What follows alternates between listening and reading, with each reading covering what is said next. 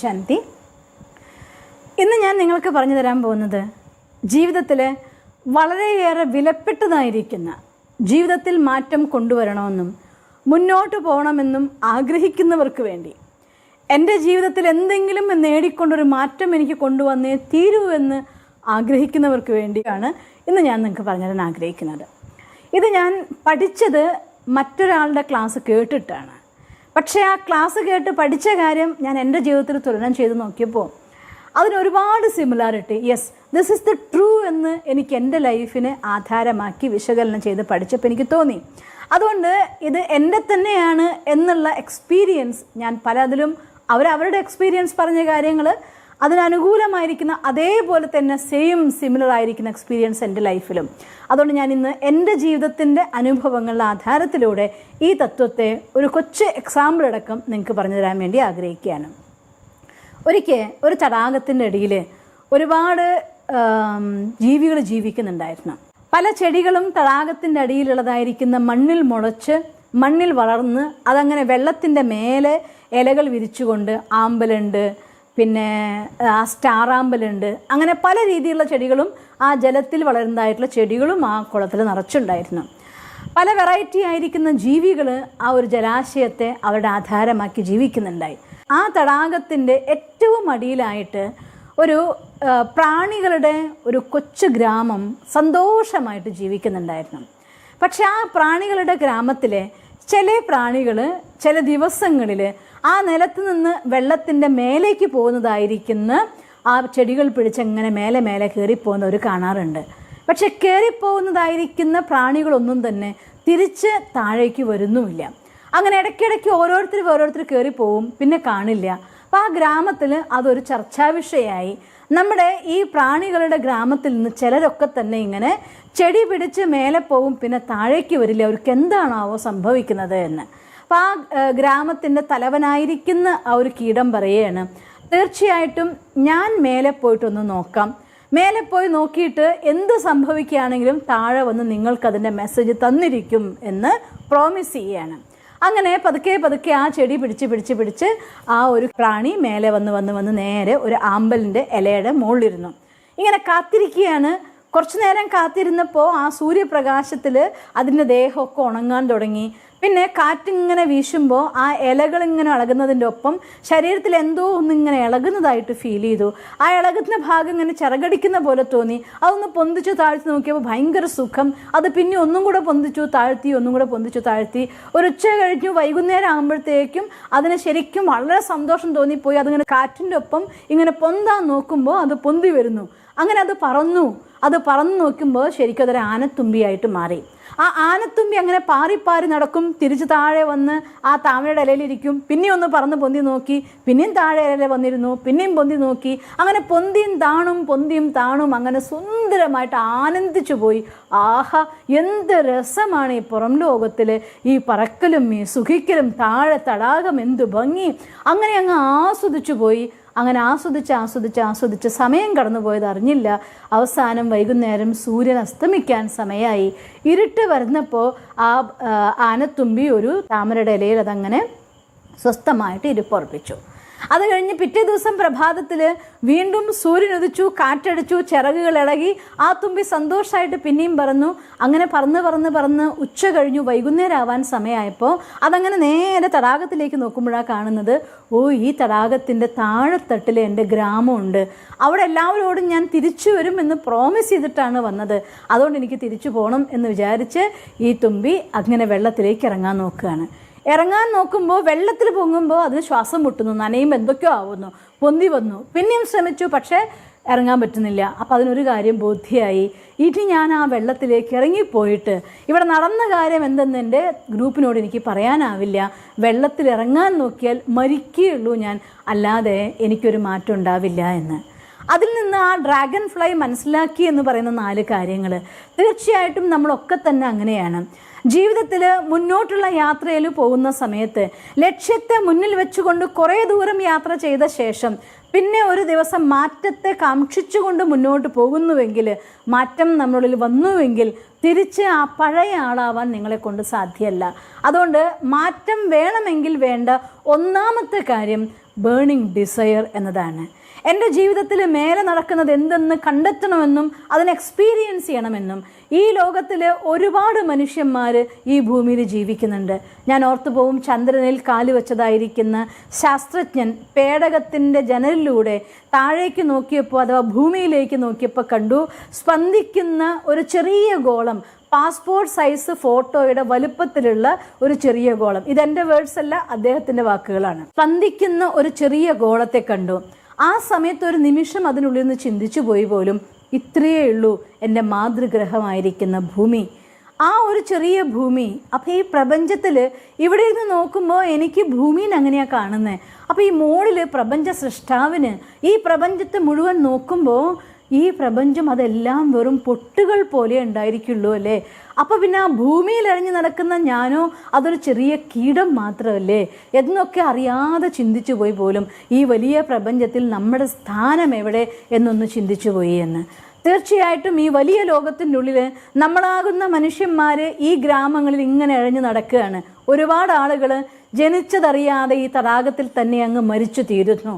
അഥവാ അതിന് മേലെ വന്നുകൊണ്ട് തുമ്പിയായി പറന്നു നടന്ന് എല്ലാവരും കാണണമെങ്കിൽ, എല്ലാവരും സന്തോഷിപ്പിക്കണമെങ്കിൽ, സ്വയം സന്തോഷിക്കണമെന്നുണ്ടെങ്കിൽ ഒരു ബേണിംഗ് ഡിസയർ, ഒരു കത്തുന്ന ദാഹം അത് നമ്മുടെ മനസ്സിൽ നിർബന്ധമായിട്ടുണ്ടായിരിക്കണം.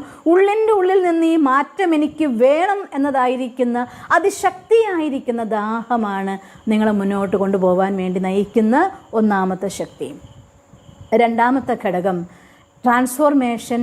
അത് തീർച്ചയായിട്ടും നമ്മളിൽ കൊണ്ടുവന്നേ പറ്റൂ.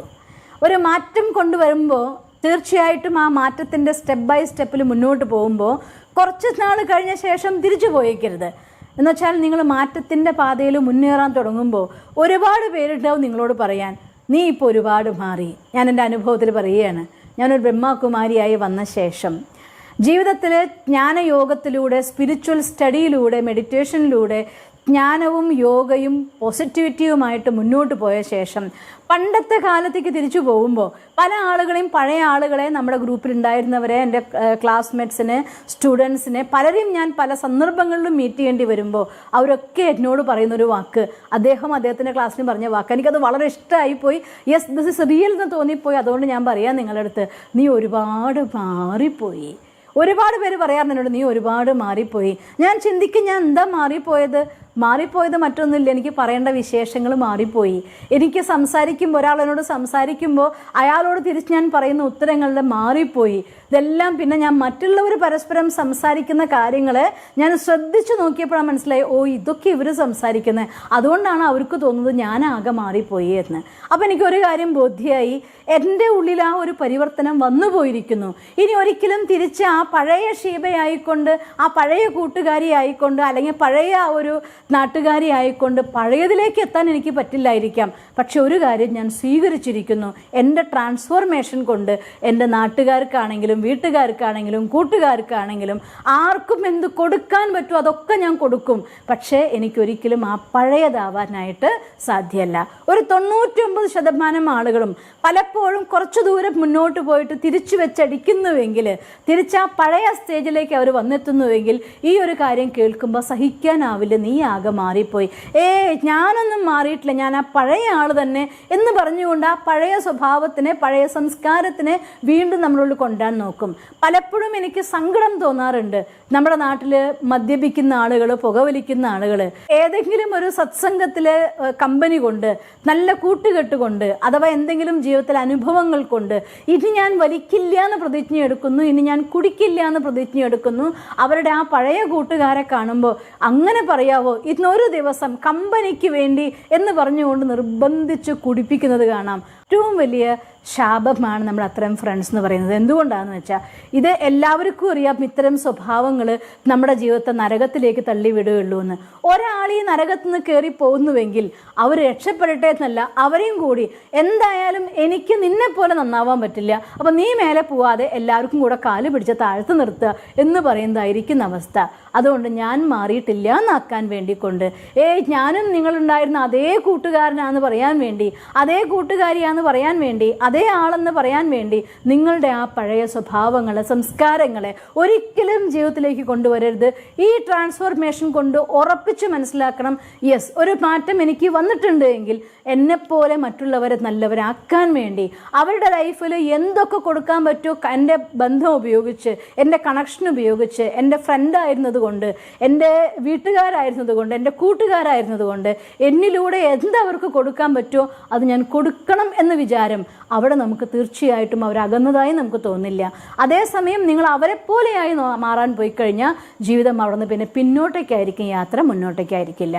അതുകൊണ്ട് ട്രാൻസ്ഫോർമേഷൻ അഥവാ പരിവർത്തനം, നല്ല പരിവർത്തനങ്ങൾ എന്തു കൊണ്ടുവരുന്നുണ്ടോ അതിൽ സ്റ്റിക്ക് ഓൺ ചെയ്യാൻ നമുക്ക് തയ്യാറായേ പറ്റൂ. മൂന്നാമത്തെ കാര്യം, അഥവാ നിങ്ങൾ അത്തരത്തിൽ ഒരു മാറ്റത്തെ ലൈഫിൽ സ്വീകരിക്കുന്നുണ്ട് എങ്കിൽ അത് എഡ്യൂക്കേഷൻ ലെവലിൽ, പ്രൊഫഷണൽ ലൈഫിലേക്ക് മുന്നേറുന്ന സമയത്താണെങ്കിലും, ഒരു സോഷ്യൽ സർവീസിൻ്റെ ലൈഫിൽ മുന്നേറുകയാണെങ്കിലും, ഏത് തലത്തിലും നിങ്ങൾ ഹൈറ്റ്സിലേക്ക് പോകാൻ ആഗ്രഹിക്കുന്നുണ്ട് എങ്കിൽ യാതൊരു സംശയവും വേണ്ട, തീർച്ചയായിട്ടും ആ ട്രാൻസ്ഫോർമേഷൻ്റെ കോസ്റ്റ് നമുക്ക് കൊടുക്കേണ്ടതായി തന്നെ വരും.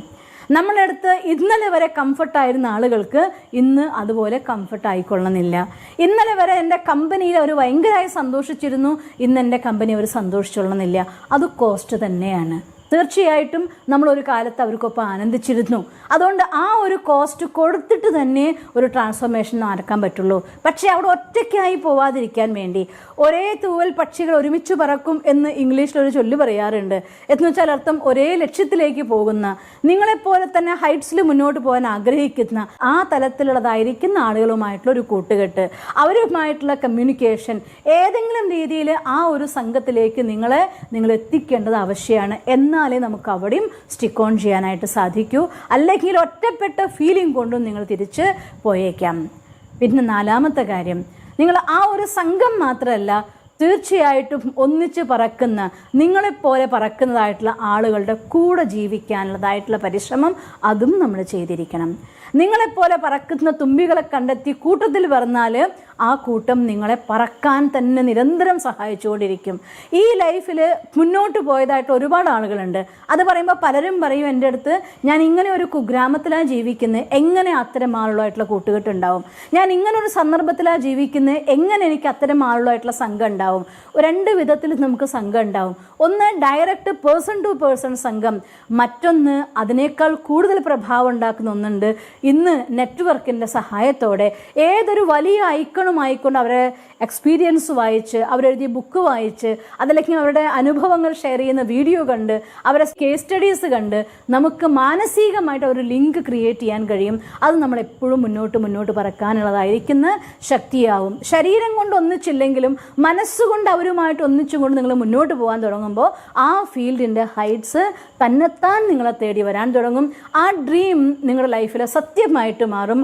ജീവിതത്തിൽ എന്തെങ്കിലുമൊക്കെ ഞാൻ ചെയ്തു എന്ന് പറഞ്ഞുകൊണ്ട് സന്തോഷത്തോടു കൂടി ഞാൻ മാറ്റാൻ സഹായിച്ചു എന്നുള്ളതായിട്ടുള്ള ഉറച്ച വിശ്വാസത്തോടെ ജീവിതം ഞാൻ ജീവിച്ചത് വ്യർത്ഥമായില്ല, ഒരുപാട് പേരുടെ ജീവിതത്തെ അർത്ഥവത്താക്കി മാറ്റാൻ വേണ്ടി ഞാൻ ജീവിച്ചു എന്ന് പറയുന്ന രീതിയിൽ നിങ്ങൾക്ക് ജീവിച്ച് സന്തോഷിച്ച്, ഇത് എത്ര ദിവസമാണെങ്കിലും അത്ര ദിവസം ആനന്ദഭരിതമായ ജീവിതം നയിക്കാൻ നിങ്ങൾക്ക് സാധിക്കും. നിങ്ങൾക്കങ്ങനെ സാധിക്കട്ടെ എന്ന് ഞാൻ ഈശ്വരനോട് പ്രാർത്ഥിക്കുന്നു. ഓം ശാന്തി. ദിവസം തോറും ജീവിത വിജയങ്ങൾക്ക് വെളിച്ചം വീശുന്ന പുത്തൻ വീഡിയോകൾക്കായി ഞങ്ങളുടെ യൂട്യൂബ് ചാനൽ സബ്സ്ക്രൈബ് ചെയ്യൂ. നോട്ടിഫിക്കേഷൻ ലഭിക്കുന്നതിനായി ബെൽ ഐക്കൺ ക്ലിക്ക് ചെയ്യൂ. ഒപ്പം ഞങ്ങളുടെ ഫേസ്ബുക്ക്, ട്വിറ്റർ, ഇൻസ്റ്റാഗ്രാം പേജുകൾ ഫോളോ ചെയ്യൂ. നന്ദി.